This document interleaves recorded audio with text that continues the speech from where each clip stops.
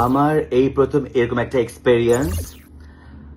আমি রাজনীতি করি না, কিন্তু রাজনীতি খুব ভালো বোঝে।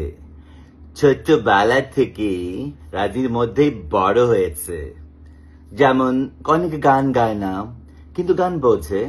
অনেকে লিখতে জানে না, কিন্তু সাহিত্য খুব ভালো করে পড়তে। ছবি আঁকতে পছন্দ না, ছবি দেখতে সেরকম আমি। আমার রাজনীতি আমি প্রচন্ড অ্যালার্ট। আর যেই রাজনীতি আমার দেশকে ধারণ করে, যে রাজনীতি আমার দেশ জন্য ভালো বয়ে আনে, আমাদের মুক্তিযুদ্ধে পাওয়া দেশকে, আমাদের ভাষা আন্দোলনের পাওয়া ভাষাকে, সেই রাজনীতিকে আমি প্রচন্ড শ্রদ্ধা করে। জীবন অবাক না করলে কে করবে? 28% মিল্ক ফ্যাটের অবাক করার সাথে ফ্রেশ মিল্ক পাউডার। জীবন অবাক করুক প্রতিদিন। আমার সেও বলবে, আমরা তাদেরকে ভালোবাসবো, তাই না? আমাদের দেশে মানুষ কি, যাদেরকে সাধারণ মানুষ না, আমরা আমাদের দেশকে নাগরিক। এক একজন আমরা আমাদের দেশের নাগরিক, এবং নাগরিক হিসাবে আমাদের একটা রাইটস আছে। আমাদের এই রাইটসটা হচ্ছে গিয়ে আমাদের ভালো চাই, এবং আমাদের ভালো যেই করবে তাকে চাই।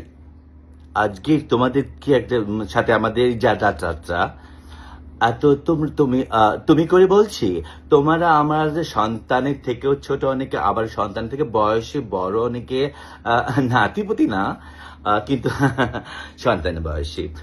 তোমরা আজকে দারুণ একটা কাজ করেছো, অনেক ধন্যবাদ তোমাদেরকে।